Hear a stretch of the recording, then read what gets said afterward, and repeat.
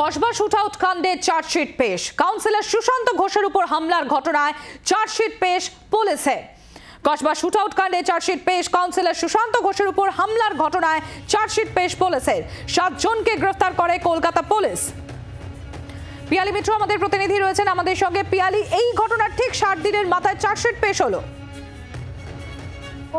গত 15 নভেম্বর এই ঘটনা ঘটেছিল এবং সেই দিন তিনি সন্ধ্যেবেলা বাড়ির কাছে বসেছিলেন, তখনই তার উপরে গুলি চালানোর চেষ্টার ঘটনা ঘটে এবং সেই ঘটনার তদন্ত করছিল কলকাতা পুলিশের গোয়েন্দা বিভাগ এবং তারা তদন্ত করে 7 দিনের মাথায় 6 জনের বিরুদ্ধে চার্জশিট পেশ করা হয়েছে, যার মধ্যে 10 জনের উইটনেস রয়েছে এবং এই যাদেরকে গ্রেপ্তার করা হয়েছে তার মধ্যে 3 জন গোপন জবানবন্দি দেয় আদালতের কাছে যে কিভাবে গোটা ঘটনার সঙ্গে তারা যুক্ত এবং কিভাবে পরিকল্পনা হয়েছিল।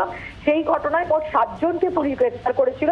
6 জনের বিরুদ্ধে এই চার্জশিট আজকে পেশ করা হয়েছে, যাদের বিরুদ্ধে খুনের চেষ্টা সহ একাধিক ধারায় অভিযোগ আনা হয়েছে এবং সম্প্রতি আদিল হোসেন নামে আরো একজনকে গ্রেপ্তার করা হয়েছে, যে কাতার থেকে ফেরার পরেই আবুধাবি থেকে ফেরার পরেই তাকে গ্রেপ্তার করা হয়েছে। তার বিরুদ্ধে পরবর্তী সময় পুলিশ সাপ্লিমেন্টারি চার্জশিট পেশ করবে, কিন্তু আজকে 6 জনের বিরুদ্ধে আলিপুর আদালতে এই চার্জশিট পেশ করা হয়েছে।